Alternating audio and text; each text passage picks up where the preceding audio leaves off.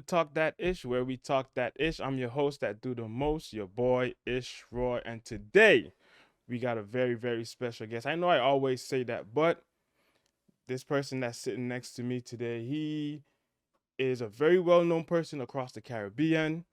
Um, Everybody loves him. I love him. He knows me better than my wife, my friends, anybody that you can think of that knows me. He knows me better than them because I came directly from him. I'm talking about the one and only, the Bishop Ishmael Prince Charles. How you doing, pops? Well, I'm doing good. I'm kind of wondering what's happening here today, so you got to tell me. I mean, I'm your son. You're my dad. We can sit down and have a conversation, can't we? Normally we don't talk like this, but it's good to sit down and have a quick Hmm. conversation with my pops. Everybody sees this one side of you, but I know another side of you. So I want the world to see that a little bit today. Good. So it's my joy to be here with you, and I'm sitting here and thinking what a joy it is to be proud of a son that you just said I know him more than anybody else, and that's true. Your head was big when you were born. I heard that. I just missed you. But I watched you from all the stages where you are to where you are today. So Mm. it's just a tremendous blessing to be here with you as a son. So let's see what dad and son gonna do today. Okay, Let's so see. I know a little bit about you. Well, I know a lot about you, but let's get into it. So where were you born and raised? You know, I took you to my country abroad. I was born and raised in St. Vincent. St. Vincent is in the Eastern Caribbean, Right. um, Central Caribbean, mostly rather out of Barbados in that area. Mm-hmm. And born and raised in that little country Mm-hmm. was a very unique thing to grow up there in a culture that is and if you look at where I was born way out in the countryside, Yeah. not the city boy, but Mm-hmm. country life, culturally blend, culturally um operated, not knowing a whole lot. Mm-hmm. And it's just amazing from there to where I am today. Right. And you've been there, Yeah, you've yeah. seen, Seen you've seen it. grandma, cousins, uncles, Hmm. all that. So tell us a little bit about how it was growing up in St. Vincent, because you're a St. Vincentian. I mean, a Vincentian. Vincentian. I say St. Vincentian. That's my word that I say. But that, like, tell us a little bit how it was growing up. Life was not easy, Mm-hmm. and you make the comparison today and when I grew up as a child was poverty stricken, very poverty lifestyle, poor lifestyle, slept on the floor Mm-hmm. for the first 15 years of my life, didn't know what it is to have the stove, the fridge, and all of that stuff. Come out of total poverty, extreme poverty, to be able to grow up. My bathroom, my shower was the river. You What? have to go to the river and dip in the water and Man. bathe. My stove was 3 firestones on the outside. Um, my dining table was the back of the house on a stone, you know. Really? Um, and you can go on and on. My best suit was one, they call it a cakey pants, What? a cakey pants, a brown pants. And it was good for school. But then there was one greenish pants that I had Yeah. as a teenager, looked like a little iguana, iguana color that I wore to church. And my mother used to dye my shirt every other month, because Wow. that's the poverty-stricken life that in that part of the country I came from. Very poor. So it's safe to say that you didn't always have what you have now. Absolutely not. Right. Never thought of it. I came out of absolute poverty. Never dreamed to be and have who I am today. Because if you go a little further, it's where you grew up. You don't have the proper schooling. You don't Mm-hmm. do all that stuff. So basically, I never been to secondary school. Right. I never been to those. I barely made it to elementary school. Mm-hmm. Then to walk the lands, to find somebody to walk the lands, and but then there's a little thing that I can always put there, that there was a specific, unique hand that was upon my life. Right. So that took me out of that to the next level. And the next level being what? Meaning what? As a teenage boy, 14, just turned teenager, I went to church with your grandma, and my life changed from there. Mm-hmm. So I found it to be a very unique thing where I turned my life to Christ, Mm. Lord Jesus. God, Christ became head of my life at age 13, Right. age 13. And then I learned to, what you call, put faith in God, trust God, pray, and all the stuff. And then life began to change simple, one day at a time. And it happens that out of that church situation, because I was born like in the church, out Yeah. of that situation, just like you were born in the church, Exactly. you grew up in church, so For out of real. that situation, there was that God led me to that point of, and let me arise to such status where I'm at today. Mm. So would you say at that moment, that was the moment that you decided I'm gonna do God's work, I'm gonna be a pastor, or what was that moment? Exactly, around 14 years old, I thought, there was this encounter. You call that encounter. You have this great encounter as a teenager. Mm-hmm. Teenage. We're village teenagers, and the only thing we had was church, or games in the afternoon, or something. We have no other parks to go to. We just, Right. it's village. Everybody live in the village like a community. Mm-hmm. So we are communal people. We're in there, and you live that kind of lifestyle because you open to what you have. Your parents are poor. We all know each other in the village. Right. So out of that, I went to church, started going to church, found out that God had a tremendous plan Mm-hmm. for my life. At that point, got involved with the church, start being involved with the youths and everything like that. And then I moved very slowly, day by day, year by year, when God processed me. And then I begin to see things. I start preaching at age 15, 16. Mm. And and it was a marvelous thing to see things happen. Do you remember your first sermon and what it was about? Am I going to get an offering for that? I mean, we can pick up one after if you want. No, no. Okay.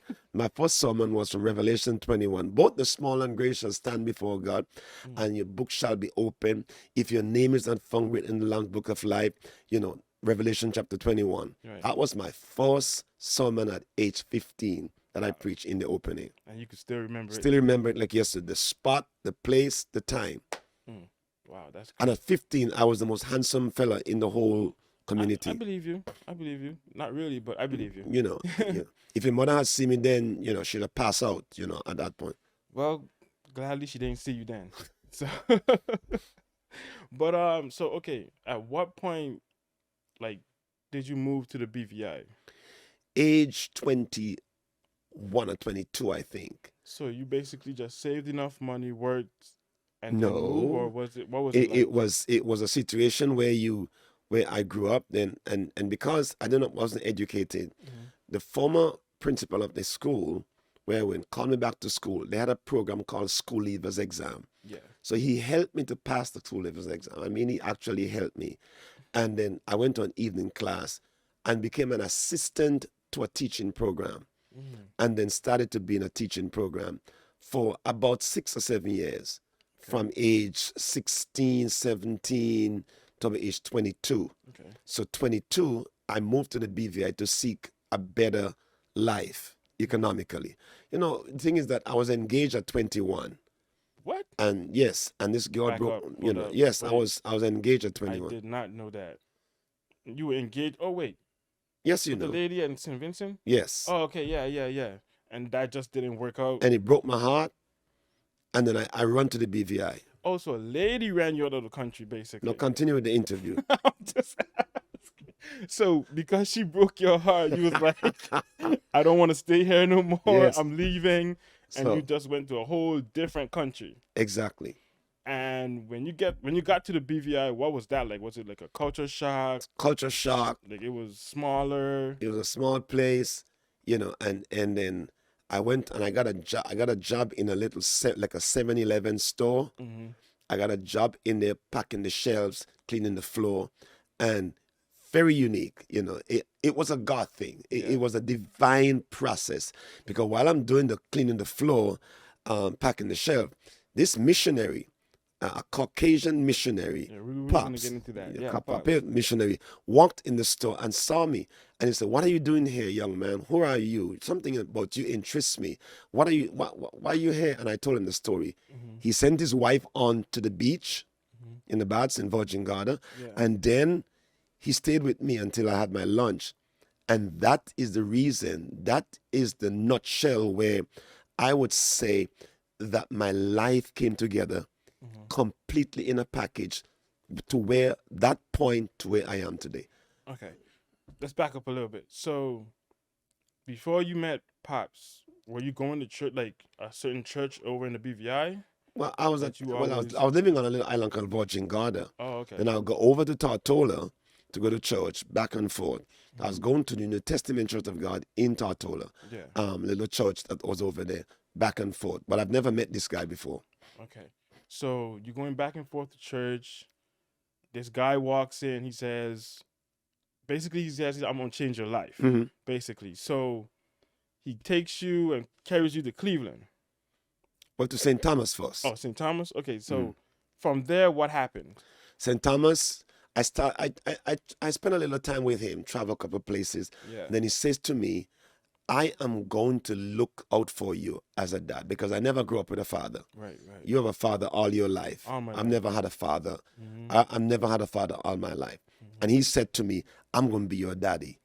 And I wonder, how could a Caucasian man be my daddy? You know, I said, I'm going to be your daddy. Right. And he took me and he started fathering me. Mm-hmm. And you see him, you know Yeah. him, you know, and Shout out to he Pops. fathered me from that point on. Then he went to Cleveland, Tennessee, at Lee University via Church of God World Missions and said to them, I have a young man in the Virgin Islands that we must train because he has to be the voice for the future. Okay. Oh yeah. So he gets you in Hmm. to Lee University, Full scholarship. full scholarship. What was that like? Culture shock. Another one. Remember, I have no GED, I have Right. no SAT, I have no qualification, Mm-hmm. I have nothing. So here am I at a school, a university, a liberal art university that is fully accredited, and I have to start classes. Put me English 101, reading 101, maths 101, psychology 101, and I have no clue in the world what I'm doing. Culture shock. I flunked just about every class that first semester. Can I tell you a joke? Sure. My roommate was a Hispanic guy. Mm-hmm. And he asked me, he said, what did you get for English test today? I said, F. He said, that's fantastical. That's fantastical. And so F in English is failure. Right. But F in Spanish is fantastical. So but it's shock. It was a culture shock Yeah. because I didn't know how to study.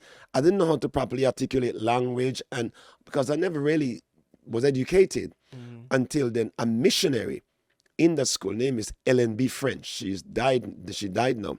She looked at me. I just failed her class. Mm. I just failed English 101. English 101 is easy. Yeah. He is, she is, they are, we are, you know, and I Yeah, flunk all that. And you know, Dr. French looked at me and said, come here.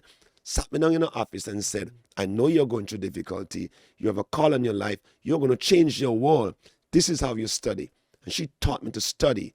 I used to fail every true and false. Yeah. You know, fill in the blank. I fail everything. And she taught me how to study. And guess what? The next semester, I made the dean's list. Really?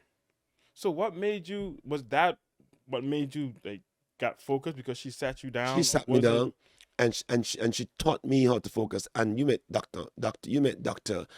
Mary Ruth Stone. Yes. Mary Ruth Stone became another person in my life who looked at me and said, no, there's something in you. And she took me in her class. She took me under her wings and brought me to Reading 101. Mm. I was 23 years old. Wow. And all that amounted to the beginning of what now I begin to see a lot of good things begin to happen because I begin to become climatized, Yeah. learning the culture, learning to study the American way, and then focus totally on education. Wow. I wasn't focusing on no girls then. I don't believe that. Give me one crazy experience from Lee that you had. I wonder if your mother gonna listen to this. Probably. Um, You never know. But I think a crazy experience in sense what? You mean Just anything that you just was like, you think back on it and go, man, that was crazy. Can't believe that you happened. know what it was? Let me give one crazy experience. I was at Lee and I was bathing in cold water in the winter. What? because I never had a hot water shower. 20 degrees, 10 degrees. So I came on the shower one day and I'm trembling, and they asked me, what's happened to you? I said, the water is cold. I said, no, the water is hot. And they took me back to the shower. At what's that dome over across beach they call the top dome? They took me over there and showed me how to get the hot water back on. So, you want to talk about the girl on the hill? No. Oh, you mean, you know, you're my son. You know too much of my crazy stories. This, Yeah. out at Lee, I was the president for the Missions Club, and they just, I hope she doesn't watch this. Maybe the world is so unique, but she was at Lee, Mhm. and well, she was really in love with me. She's a blue-eyed blonde. She's really in love with me. And I was the president of Missions Club. Took me for a drive, but I was not admitting to the fact that I wanted a relationship. Some of Oh, these yeah, ladies, yeah. they just keep telling you they love you, and so Basically, in their mind, they yes, already have I a was relationship. studying, but I wasn't Yeah. studying. I was just studying to pass. I taken all the classes. I have like 18 credits, 20 credits, and I'm studying. That's all I used to do. I'm not going to, and she drove me up in Gatlinburg. Up Gatlinburg. She Yeah. told me, they say, my parents have a cabin up here. Let's go up here. And then when she opened the back of the car, I saw this rifle. She said, Ishmael, do you love me? I said, I wanted to tell you a long time that I love you. And she showed me the rifle. I saw my life flash before me. And I said, you know, I, I love you, but I want to express to you because I got so scared. And when I got back on campus, I said, I'm not going anywhere with you, No. nowhere with That's you, right. nowhere with you anymore. If you kill me, you have to kill me right on campus. You're not killing me in the bush where they can't find me. That was a crazy experience that I had up there. Man. But Lee was the greatest place for me. Right. I enjoy Lee. I enjoy Lee spiritually. I mean, educationally, make great friends. And today I sit on the board of directors of Lee University, which is a tremendous blessing for the university. All right, that's good. So you graduate. hmm After you graduate, what happens next? I went over to the theological seminary, Mm. PTS seminary. So I graduated from Lee, went to the seminary. And then upon graduation, I went to England. Mm-hmm. Went to England. Yeah. Somebody gave me a ticket. Went to England. Didn't have anybody in England. I know the overseer, call it overseer. Spent about 4 or 5 weeks in England. And on the last church I went to in England to preach, I met this little girl. She looked like she was a nurse girl. She was she weighed like about maybe under 100 pounds, and she looked like she looked a little spaghetti stick. And she was directing the choir in the church and playing the keyboard. And then I sat in the audience, watched her the Saturday because I met with the pastor, and then I went to church the Sunday.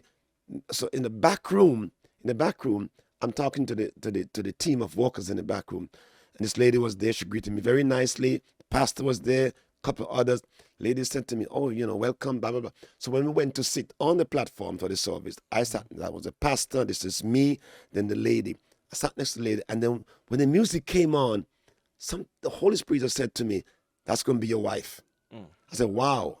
So she kept on playing B3 Hammond organ, And the next thing is Roy, and the lady who sat next to me, I said, because she was very friendly to me when I came in. She knew exactly what she wanted, why she was friendly to me. She knew why. She knew why.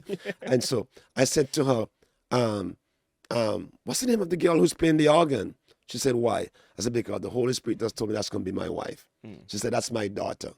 And that's why you are here. That's right. Shout out to Zelda. Zelda.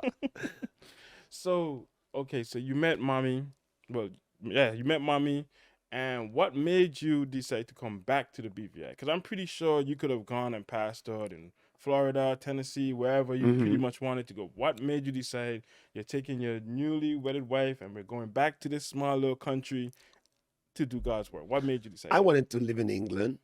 I wanted to go to. I told her to let's stay in English. I'm staying in England. Then the US had great opportunities because I graduated now with a master's degree, a bachelor's degree, and now I wanted to stay in the United States. We had offers, Yeah. but then the church that I that we are at still, Mm-hmm. I came from that church Right. to Lee University. Mm-hmm. And then the authorities, the World Mission authorities, called me and asked me if I can go back to that local church because Oh. there was a pastoral vacancy. So we Mm-hmm. decided to take it. It was like the Ukraine-Russia war. It was a war zone. Yeah, because it was what 100 people when you guys Just first about started. 100 people. Mm-hmm. And then your mom at that time, she was very Nurse. young. Yeah. Um, and then we went back there, and the church had less than about 100 people, and we had to literally redo a hundred Everything. a 360-degree turn for Mm. that operation, and from where it was to where it's at today, and you know the experience with your mother was oh my, she had a deep English accent. Today's the out there of August Linton. People never understood a word she said, because she's real country British girl who speaks Yeah. real British deep. At the hospital, she was a nurse by profession.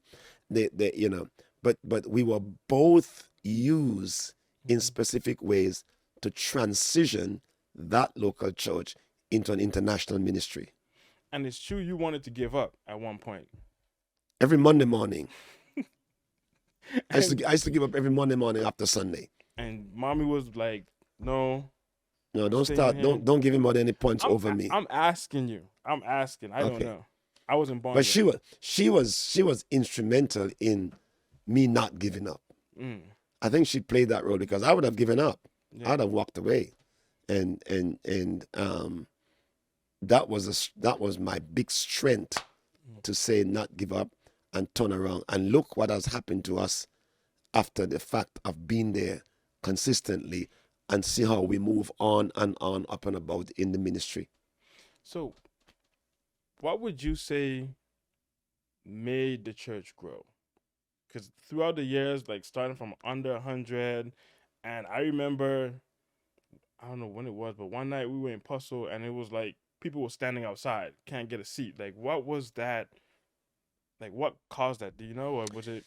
There's a gentleman who was dying in the hospital, less than 24 hours to live. Mm. Cancer had eaten him up completely, and he was swollen at the point of death. And I walked in that hospital, prayed for him. The cancer died. Mm. He came out of the hospital, came to our church, and it attracted a lot of people. The Mm. other people had situations that were like terrible situations, where it was demonic operations, and they were completely delivered, completely um, made whole and healed by God. People saw that with their eyes and started attending our church. They came from every part of the island. Yeah, because they would come from Virgin Garda, they Hmm would come from East, Just Van West, West Dyke, Van Dyke. everywhere. So it's not. It wasn't like a show thing. It was a real thing, No, basically. no, they never show. And you see how the church grew overnight, Right. and we grew.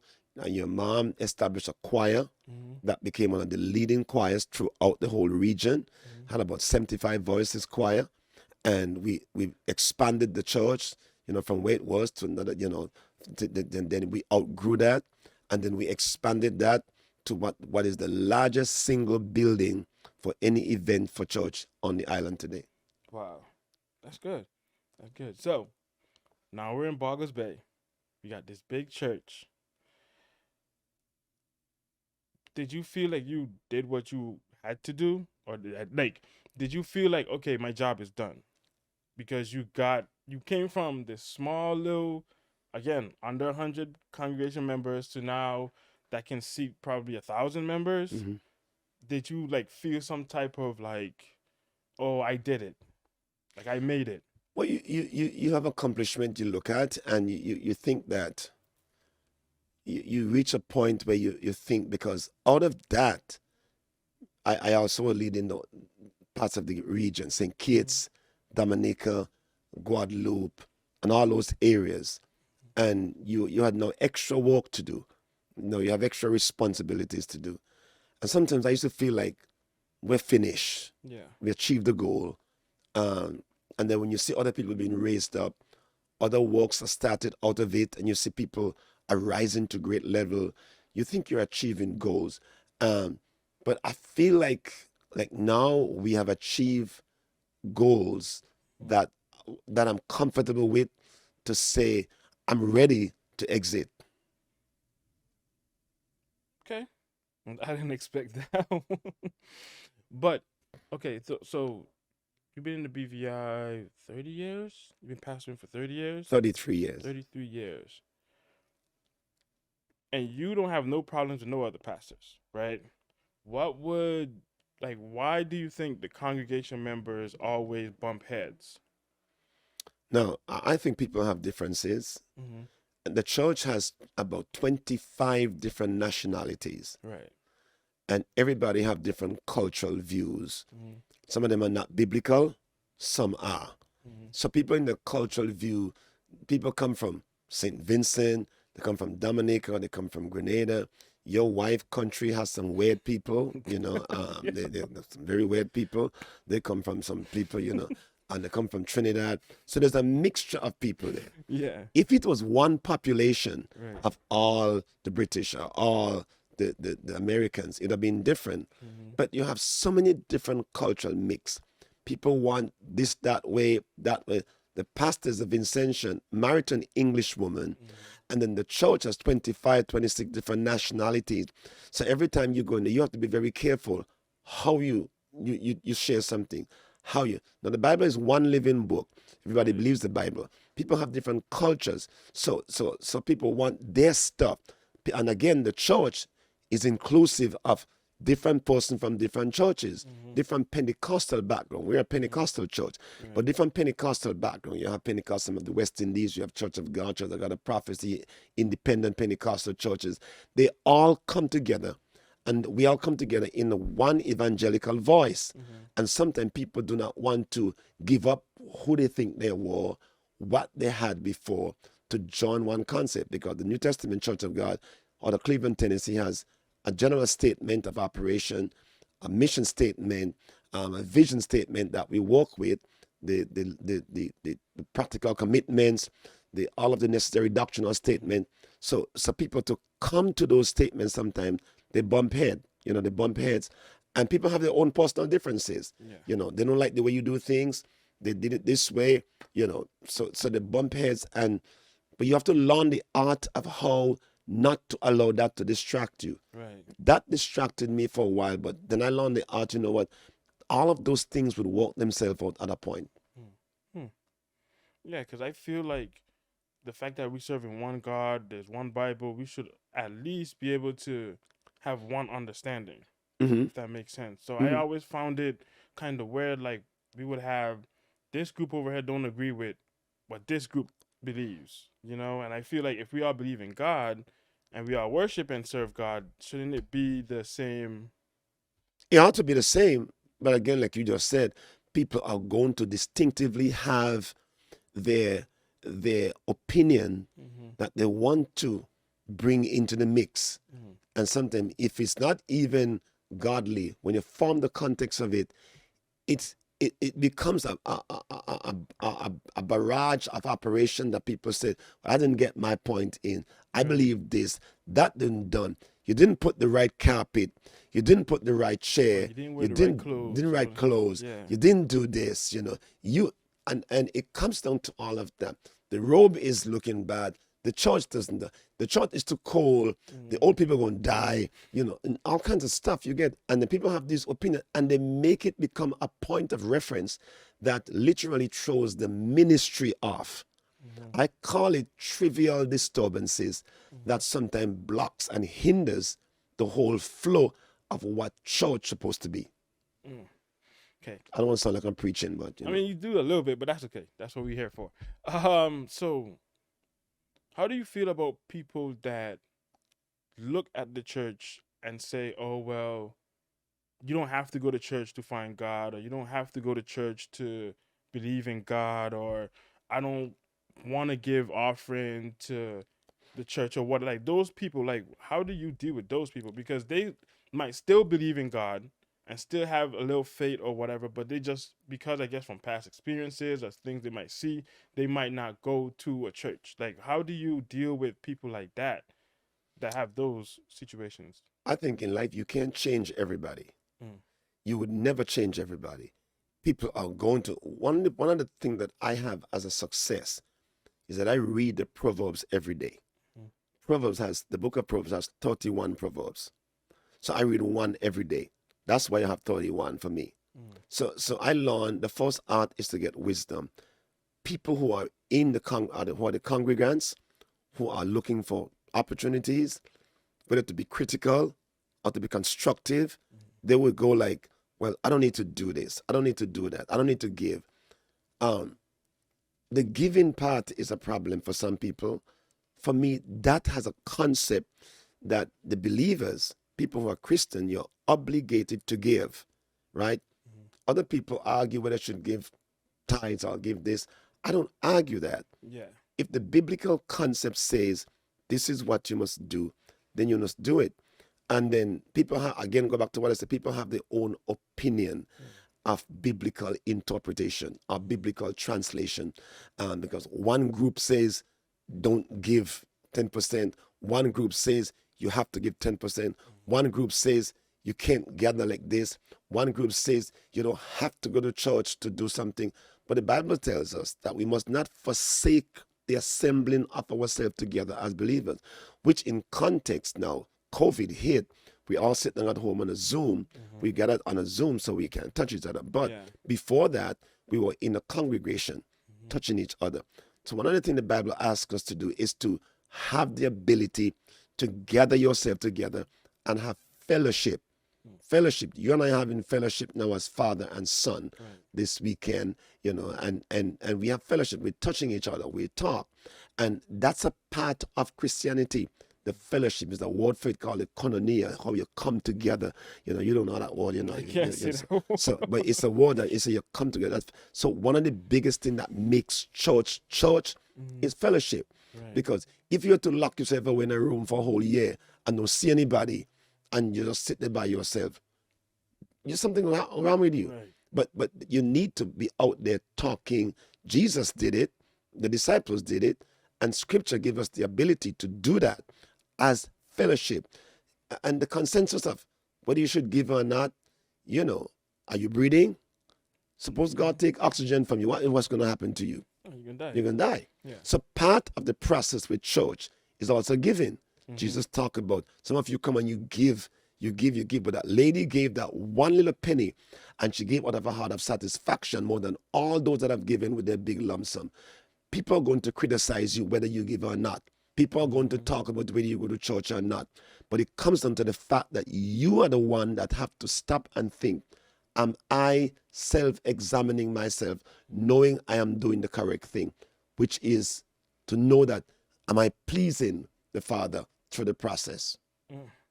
Yeah, because I always say, like, excuse me, people would go to like a concert or like to watch a stand-up show or whatever, and they'll pay hundreds of dollars. Mm-hmm. But the pastor would come and be like, give offering, and they won't even give $5 because they would feel like, oh, I'm wasting my money. But you are willing to give $150 to this artist or this person that you're gonna see that's gonna actually get the money, but you could go in your car and put on the CD or put on the music for free. Mm-hmm. So I always felt like people that had a problem with that, they just don't really understand it, I think, or they just don't want to give money. I think there's a concept that you have to look into when it comes to church. For example, in our denomination, each pastor is responsible. We are accountable. So every financial opportunity the church has, that pastor must give financial accountability to the people. So therefore, I would want to give my money to a church where I know the money is being used in the right context. So people are being helped. Things are being done. Like our local church, we help folks to go to school. We help the community. Then you give report. The church must know what is happening. If you work for a financial company, any company you work for, you have to give them report. You have a financial accountant who keeps the accounting up and down. So in churches, the reason why we have problems, so much problem with church, is because so many persons in churches nowadays have done church. They have done church to fill their pockets. That's not even an argument. So nobody has control. When you are the president, your CEO, the financial accountant, and the secretary, you got a problem. But in our church, you have to give account whether the treasurer, the secretary, and our minutes of assembly ask us to give the congregation, like every quarter, at least, a financial accountability. So we know what's happening in the church. That's the responsibility of the leader. If everybody would do that, 99.9% of the problem we're talking about would be solved. Wow. Yeah, because I mean, there are bad people. Just like we Mhm. have bad policemen, there's bad pastors and stuff like that. So do you feel like how do we change that? Like you said, I mean, apart from the accountability thing, like how do we get people to trust like, okay, this pastor is not doing this? Is Again, that you? the word is accountability. The Just word that. is what drives you. By what means are you driven to accomplish the task Mm-hmm. you're gonna? For example, I have subordinates and I have superiors. Mm-hmm. So therefore, one of the reasons of success is that I cannot be going on as a leader without submitting to those in authority over me. So I think one of the questions, to answer the question, I think the aspect is submission, being teachable. Am I teachable enough to listen to somebody else? If I make a mistake, Mm-hmm. is there the ability for me to sit down and learn from somebody who might have had an encounter or an experience that is able to help me to cross that bridge that I'm on? So a lot of people will sit back and say, well, I don't need you. Who are you to tell me? And I could have said, you're my son. I don't have to, who are you to interview me? You Right. know? And then I take it as, man, I don't have to go to do this. But the concept is that the people, leaders, Mm-hmm. pastors, leaders who are willing to be submissive and teachable would always come out successful and have that level of ability that others can trust their integrity. Because if not, what the big problem to the issue with what we're talking about is one little word called trust. Mm-hmm. Do I trust you? Right. Can I trust you? And that's the process. A lot of people are struggling with that one terminology called trust in this particular area. And we need a whole lot more of that. Hmm. Okay, so what's the current situation of the church right now, and what's the future plans for New Testament Church of God? Well, if you ask me, in the BVI, um, I can tell you what it is. Yeah. I just plan to keep on going. And Mm-hmm. here's what I planned. I planned that, like, General Assembly is coming up, Yes. and I just planned that whatever happens at General Assembly, we plan to go back. I think we are thinking we are getting to that place. Your mom and I are getting to that place where we are thinking it's time for us to pass on to somebody else Mm. and try to make another baby because something like that. But because you're the last one, so I wanted to stay that way. okay, so you wanted to stay that way.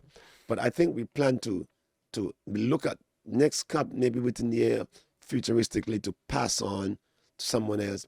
And because I serve as a director for the Caribbean, Yeah. and with all of that now to focus on the entire Caribbean, Mm-hmm. every country in the Caribbean is under my leadership. Wow. So from Bermuda to All of them. Suriname, all of them, Puerto So Rico, Dominican Republic, everyone, Spanish, Haiti, everyone is under my leadership. so every little thing that happens to any church in the Caribbean, they have to report it to you. 99.9%. Wow. And that's coming from starting with a church of under 100 people to now basically running the whole Caribbean Exactly. in a matter of what, 33 In years? a matter of 23, well, we've been there 33 years, but particularly the last 12 years being the leadership. Wow. That's wow. Can't imagine that. So, okay. What are your future goals as far as like you said you're thinking about passing it on to somebody else? What are you planning to do from here Future forward? goals, I wanted to, I'm thinking of your mother and I are thinking to move on to wherever the Lord wants us to be Mm-hmm. in the church, particularly in the Caribbean right now, to lead the Caribbean to its highest goal. For example, when we became the director for the Caribbean, we had 1,900 churches 10 years ago. Mm. Today we had 2,600. Wow. We had 13 overseas. Now we have 19 territories. And it's growing. We have educational system. We have tremendous youth programs and all like that. So we are hoping that for the next couple of years, your mom will develop a thing that we have. She had something with the ladies called, broken crayon, still broken, still color. Then she have Out of the Ashes series, women, all of the people who are broken and destroyed.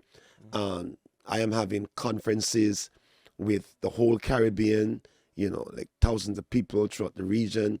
Every other year, we have this Caribbean Assembly Conference and training and workshop, bringing people to the next level of leadership. So, with that type of stuff, we want to spend more time concentrating on that and waiting for your child or grandchild from you and Ali. And then we have two grandchildren already to spend time, family, developing our family, making the rest of our life a family oriented process to make sure that our family reach that goal that I think that I never had, that I think God has put into me to make sure that you and your family, each kind of family, and all of us reach that goal and have a great future. And I think you deserve it because I think you put your time in the BVI, and I think they appreciate it. You would think they would appreciate it. If not, too bad because he did it. So let's do what I like to call wow. Okay, it's words of wisdom. So I'll do one for the pastor's kids, and I want you to do one for the young pastors coming up, or the pastors that might be watching this, or a pastor that's thinking, I want to pastor this church. I don't know how I'm gonna start. I don't know what I need to do.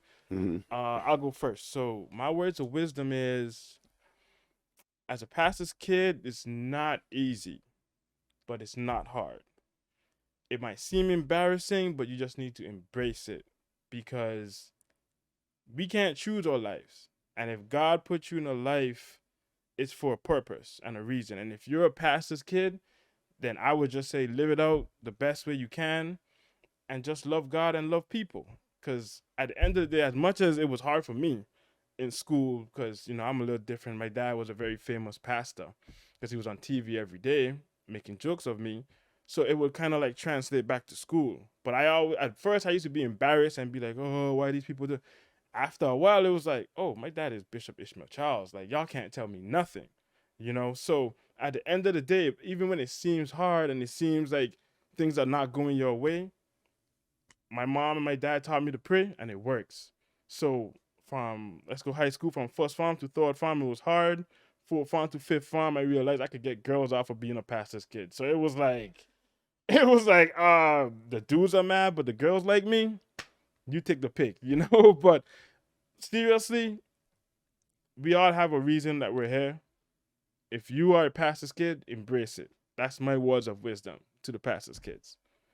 I need your wow. Well, I think first of all, I'm very proud of you today. Thank you. Sitting here and talking to you. Very proud of you as a son. Very, very, very, very proud of you. It's a very unique moment for me as your dad.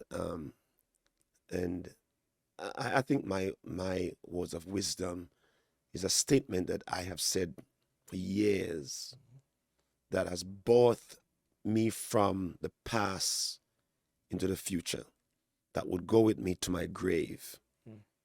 And it's a simple statement that your present position is not an indication of your future potential in God.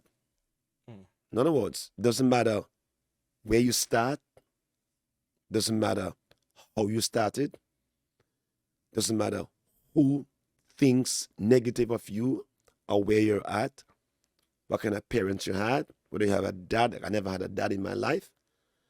It doesn't matter what people think about you, whether you were never educated like I was. And today, my present position is not an indication of what your future is. Because when God is in your life, everything is possible. And I think this is one of the greatest things that I would ever think about with my children, my family, that where I started, where we started, where the church started, where I was, with Bob Carey and those people, my future became bigger than my past. And somebody today, you're watching this, you're listening to this, it's not by mistake. Your future will outweigh your past. Well, I'll take that. So this was Talk That Ish. Again, I'm your host, Ish Roy. We had Bishop Ishmael Charles. Thank you, sir. I appreciate you for coming coming here. Till next time, man. I'll see y'all. Peace.